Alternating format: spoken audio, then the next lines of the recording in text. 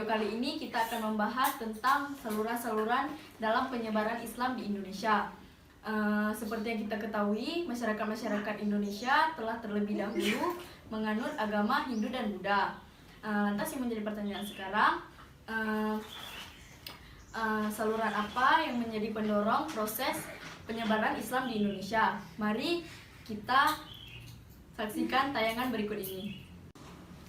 Islam masuk dan berkembang di Indonesia melalui cara damai dan bertahap, sehingga tidak menimbulkan ketegangan sosial dan konflik di lingkungan masyarakat.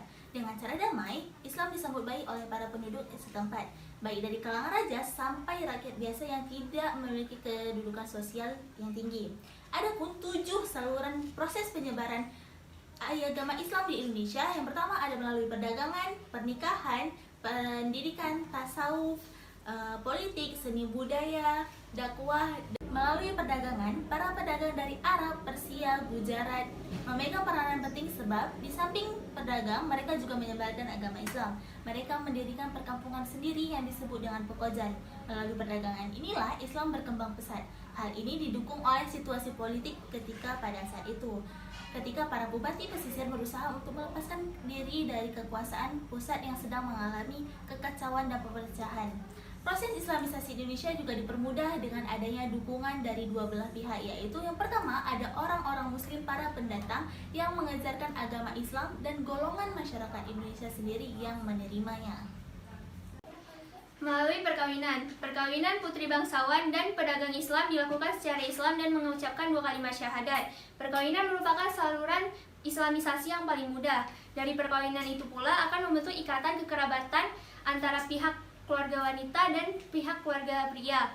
Saluran lewat perkawinan antara pedagang ulama atau golongan lain dan putri bangsawan, raja atau bupati lebih menguntungkan. Status sosial, ekonomi, dan politik raja atau bupati akan lebih memperlancar sistem Islamisasi. Banyak contoh yang dapat dikemukakan mengenai proses Islamisasi melalui perkawinan, antara lain sebagai berikut. Putri Campa dan Raja Brawijaya melahirkan Raden Patah. Rara Santang dan Syarif Abdullah melahirkan Syarif Hidayatullah.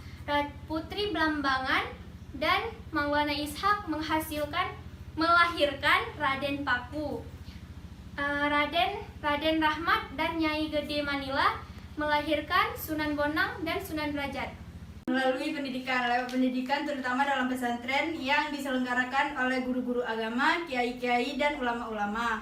Pesantren merupakan lembaga yang sangat penting dalam penyebaran agama Islam karena merupakan tempat pembinaan guru-guru agama, kiai-kiai, dan ulama-ulama. Pada masa pertumbuhan Islam di Jawa, kita mengenal ada beberapa pesantren seperti pesantren Ampel Lenta di Surabaya dan pesantren Giri di Gersik. Melalui ajaran tasawuf. Ajaran tasawuf adalah ajaran ketuhanan yang telah bercampur dengan mistis atau unsur-unsur magis. Ajaran tasawuf telah masuk di Indonesia pada abad ke-13. Di Aceh muncul ahli tasawuf yang terkenal seperti Hamzah Fansuri, Syamsuddin As-Samatrani, dan Naruddin Araniri. Di Jawa di antara para wali sanga juga ada yang mengajari tasawuf. Seperti Sunan Bonang dan Sunan Kudus. Seorang raja mempunyai kekuasaan dan pengaruh yang besar dan memegang peranan penting dalam penyebaran agama Islam. Jika sebuah kerajaan memeluk agama Islam, maka rakyatnya akan memeluk agama Islam juga. Alasannya karena masyarakat Indonesia memiliki kepatuhan yang tinggi terhadap rajanya. Demi kepentingan politik, maka raja akan mengadakan perluasaan wilayah kerajaan yang diikuti dengan penyebaran agama Islam. Seni budaya. Dalam menyebarkan, sebagian wali menggunakan media seni budaya yang sudah ada dan disenangi banyak masyarakat. Pada perayaan hari keagamaan, seperti Maulid Nabi, misalnya seni tari dan alat musik tradisional seperti gamelan dipakai untuk meramaikan suasana. Sunan Kalijaga memanfaatkan wayang sebagai sarana alat komunikasi untuk menyampaikan Islam ke masyarakat dengan cara memasukkan unsur-unsur Islam ke dalam cerita dan pertunjukannya. Contohnya seperti senjata Puntadewa yang dinamakan dengan jimat kalimat sada yang dihubungkan dengan 2 kalimat syahadat. Jadi masyarakat yang menyaksikan cerita dan pertunjukan Sunan Kalijaga tersebut dapat mengenal Islam dan tertarik menjadikan Islam sebagai agamanya. Penyebaran Islam melalui dakwah. Pendatang Muslim yang singgah ke Indonesia, baik menetap maupun yang tidak menetap, sebagian besar dari mereka sengaja dan berniat untuk melakukan dakwah ke Indonesia. Penyebaran Islam melalui dakwah bukan hanya dilakukan oleh pendatang dari luar, melainkan para santri yang mengenyam pendidikan di pesantren dan sudah mumpuni ilmu agama. Mereka dianjurkan untuk ikut melakukan dakwah dalam menyebarkan agama Islam di Indonesia. Adapun proses Islamisasi di Jawa melalui dakwah dilakukan oleh para kelompok wali atau yang dikenal dengan wali songo. Wali artinya ialah wakil atau utusan. Mereka di samping memiliki pengetahuan tentang agama Islam juga memiliki kelebihan yang disebut dengan karomah. Dalam proses Islamisasi, para wali songo sendiri memiliki metode dalam berdakwah. Wali songo pun terbagi menjadi 9, yaitu yang pertama ada Sunan Gresik. Sunan Gresik menyampaikan dakwahnya dengan membuka pengobatan secara gratis dan juga mengajarkan masyarakat di sana tentang bercocok tanam. Maka dari itu, masyarakat di sana tertarik akan ajaran agama Islam. Yang kedua, Sunan Ampel. Sunan Ampel menyampaikan dakwahnya dengan cara membuka pesantren dan para santri di sana diajarkan tentang Maulimo. Maulimo tersebut berisi tentang moh main, moh ngombe, moh maling, moh madat dan moh madon. Dan yang ketiga Sunan Derajat. Sunan Derajat menyampaikan dakwahnya dengan menggunakan konsep bil hikmah. Dalam menuntaskan konsep bil hikmah tersebut terdapat beberapa cara. Yaitu yang pertama, menyampaikannya di pengajian secara langsung. Yang kedua, menyelenggarakan pendidikan di pesantren. Dan yang ketiga, memberikan fatwa atau petuah tentang untuk menyelesaikan suatu masalah. Dan yang keempat ada Sunan Giri. Sunan Giri berdakwah dengan menggunakan metode menciptakan tembang dan permainan anak-anak yang mengandung islaminya. Dan dia juga mengajarkan masyarakat di sana tentang jalur perdagangan melalui pendidikan di pesantren. Yang kelima, Sunan Muria berdakwah dengan menggunakan seni seperti seni tembang, sinom, dan kinanti. Beliaulah merupakan satu-satunya wali songo yang tetap mempertahankan seni gamelan dan wayang sebagai alat dakwah dalam menyampaikan ajaran agama Islam. Yang keenam ada Sunan Kalijaga. Metode dakwah yang digunakan Sunan Kalijaga dalam proses penyebaran Islam di Indonesia ialah dengan mengkombinasikan kesenian wayang dan gamelan yang bertujuan agar mudah diterima masyarakat dalam dakwahnya. Sunan Kalijaga juga menyelipkan budaya Jawa dalam dakwah Islamnya. Yang ketujuh ada Sunan Kudus.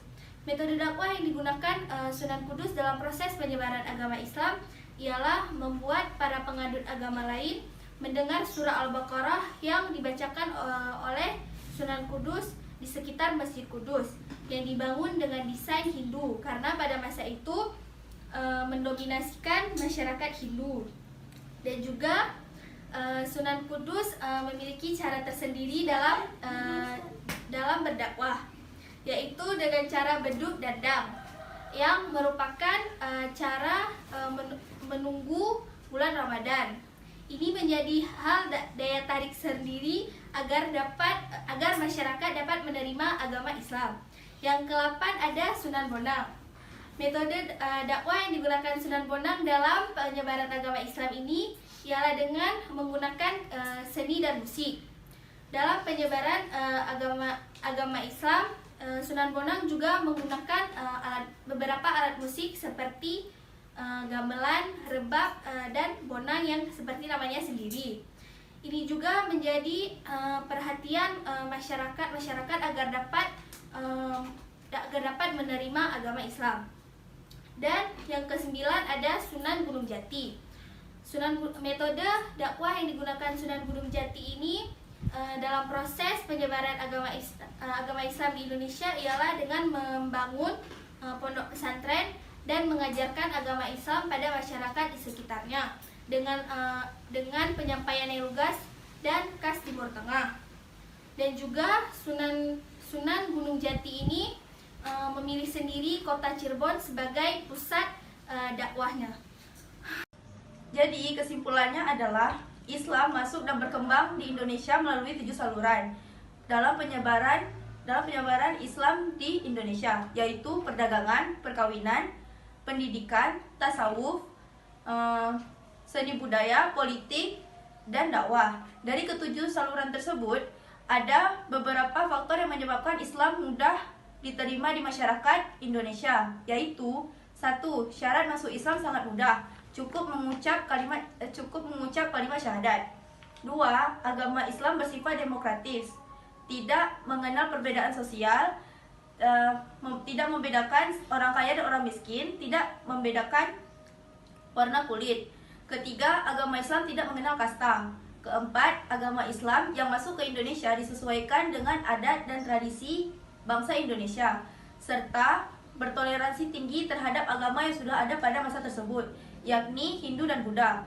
5. Penyebaran agama Islam dilakukan tanpa ada paksaan dan kekerasan.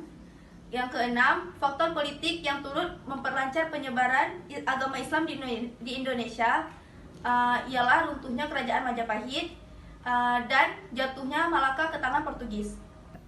Terima kasih telah menyaksikan video kami. Jangan lupa Like, comment, share, and subscribe! Where my independent women, show me where you at, holla if you want it down. Work, work, gotta work for it. Work, work, let me hear you say